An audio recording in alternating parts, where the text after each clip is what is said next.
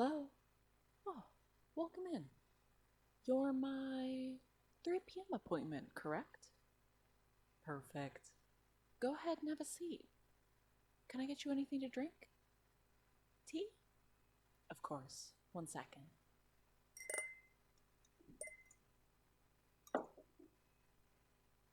There you go.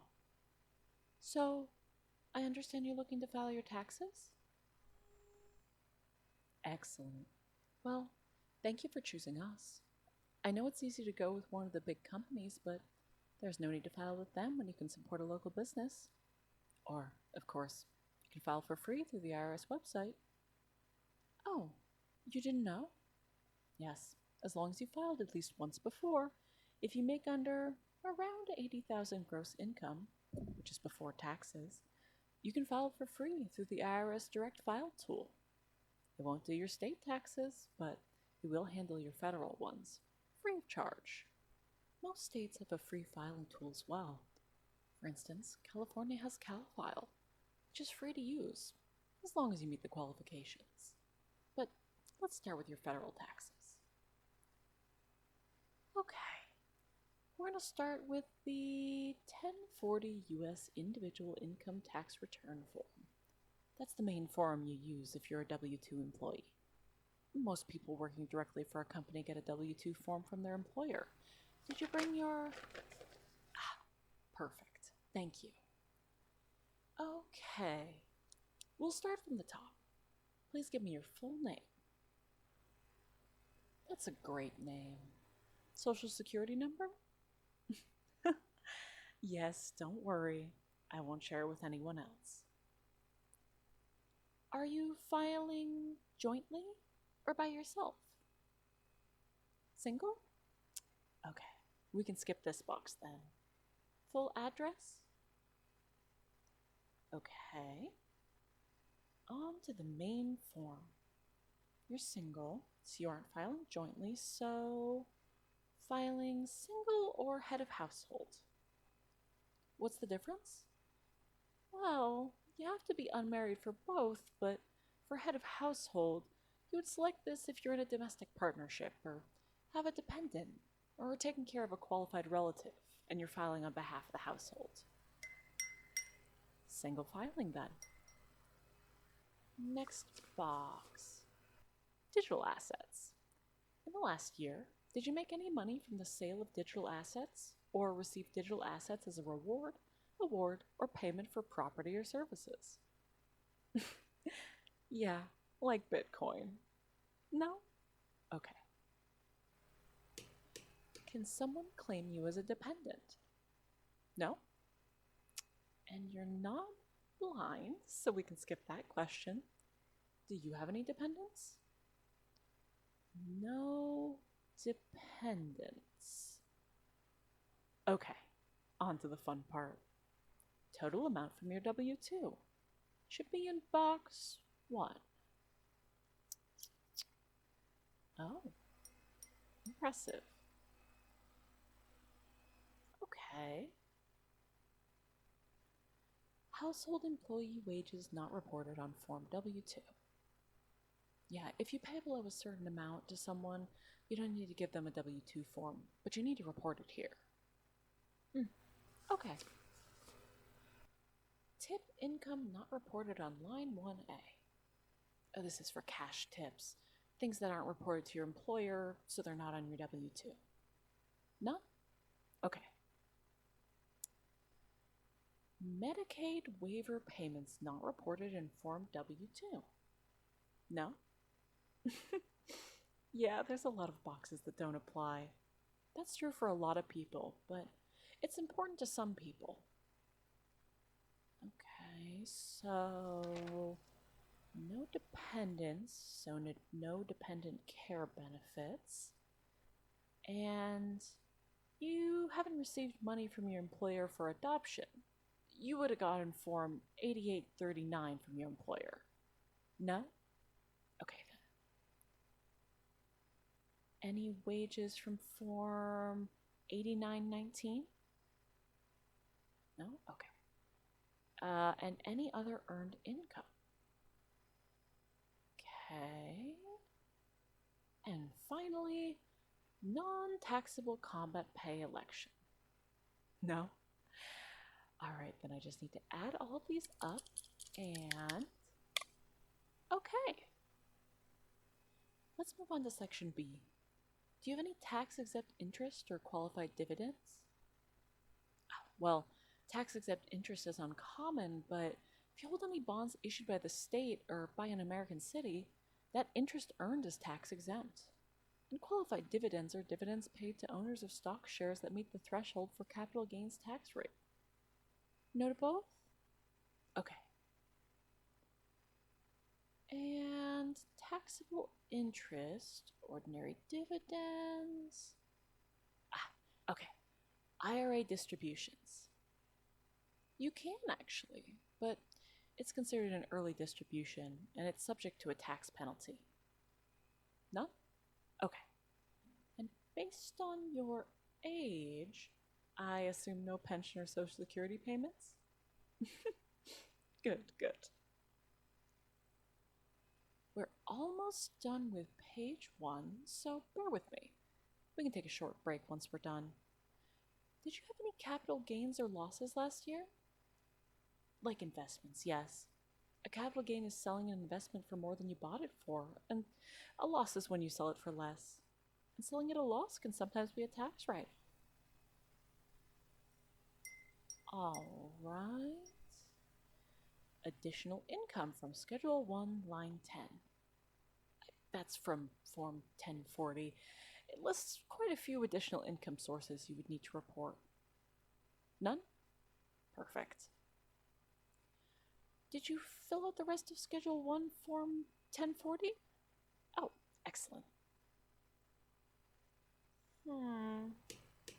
Based on this, I think the standard deduction will be best. Why?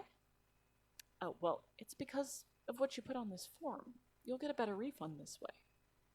You'll only want to take the itemized deduction if you believe your itemized deductions will be higher than the standard. So, things like large uncovered medical bills or charitable donations would all count towards that. Do you own a business? No? Okay, we can ignore line 13, add the rest up. Okay, this line here at the bottom is your taxable income. See? Halfway done. Not so bad, right? We can take a short break and then we'll fill in page 2.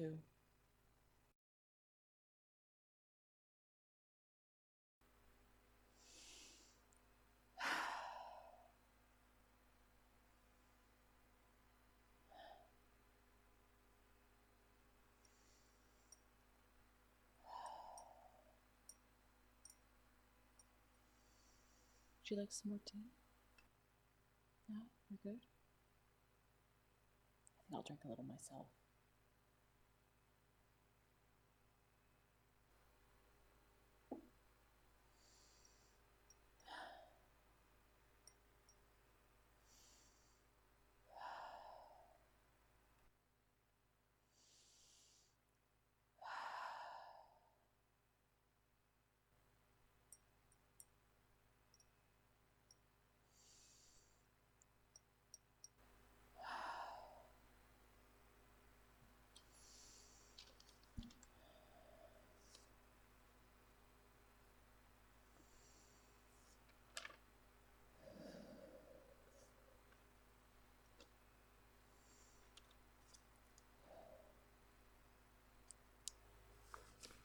Now then, I think we're ready to charge in and finish this form off.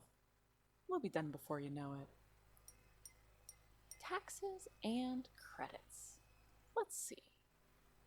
No children, so no Form 8814. No lump sum distributions, so no Form 4972. Did you earn any income from being self-employed, have an IRA, or other situations that would incur special taxes? No? No Schedule 2 form then. Did you have any non-refundable credits other than the child's tax credits such as a foreign tax credit, education credit, or retirement saving credit? No. Okay. And there you go. Your total tax. If you didn't pay any taxes this year, this is how much you would owe. But most everyone pays taxes on their income in the form of withholdings. This is something you set up with your employer based on certain factors. Getting your withholdings right can mean you don't owe any taxes at the end of this process. In fact, a lot of people will increase their withholdings to more than they're required to ensure that they will get a tax return. It's sort of like savings, but you aren't getting the interest. People have different opinions on whether you should withhold or not, but I like to. I hate owing taxes. So, let's get into the payment section. I see from the forms you gave me, you did withhold taxes on your W-2. Your 1099 and other income forms also have a line where you would get your tax payments from, but you only had W-2 income this year, so we only need this one. So we just grab this line here. Okay, then estimated tax payments for this year and the amount from last year's return. And you didn't have any children, so no earned income credit and no child's tax credit. Did you fill out Form 8863? It's to figure out if you qualify for education credits. So if you spend any money on tuition. No school this year? Okay, we can skip this box then.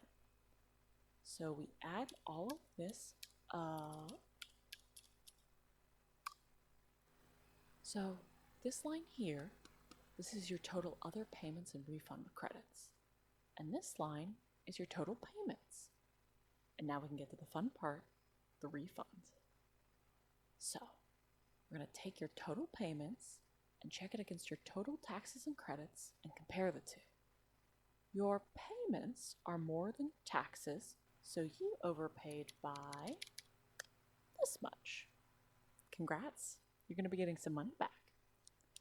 If your taxes were more than your payments, you'd have to pay the difference to the IRS. Oh, Internal Revenue Service. They're the government department that handles taxes. They're also the ones that'll audit you if you do your taxes wrong. But some tax accountants come with audit coverage. So don't worry, if you get audited, I'll be there for you. So, in this box here, fill in your routing and account number for your bank account that you want the refund deposited to. You can find the information in a few places. The old school way is to look at your checkbook. The 9-digit number is your routing number, and the 17-digit number is your account number. You can find that in your bank's app or on the account on their website too. Just make sure you don't share those numbers. It's how people send money to you, but it can also be used to request money. You can also apply your refund to next year's tax payment, but most people choose to just get the refund. Would you like to... I figured you want the cash. Well, let's put those bank numbers in then.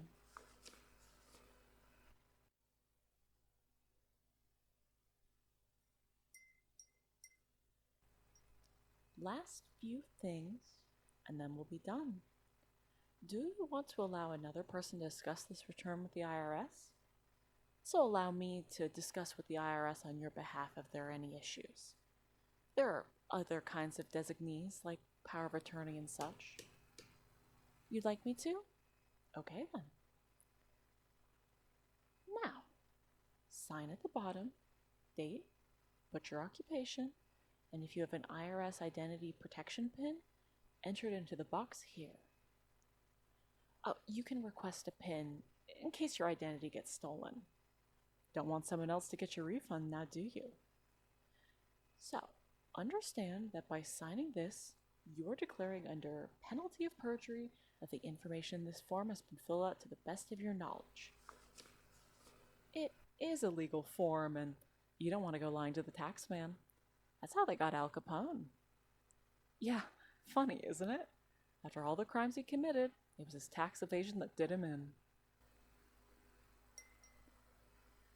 Okay, now I'll fill out the paid preparer section.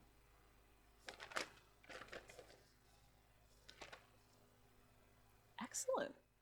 We filled out your federal tax form. Feels good, right? Well, it feels better, I'd imagine. You still need to do your state taxes, but being half done is better than not being done at all. Thank you so much for coming into our offices today and trusting us with your return. I will send this over before the April 15th filing deadline. If you find any forms you missed, just let me know. I can request an extension so we can fix any issues. Just remember, you can always request a tax extension for any reason, and it gives you until October 15th to file your taxes without any penalties. I hope you have a lovely rest of your day. I'll give you a call if there are any issues, but you should see the refund deposited in the next 3 weeks or so. It can take longer closer to tax season, so filing early is a great way to get your refund quick. Best of luck on your federal taxes, and I'll see you next year.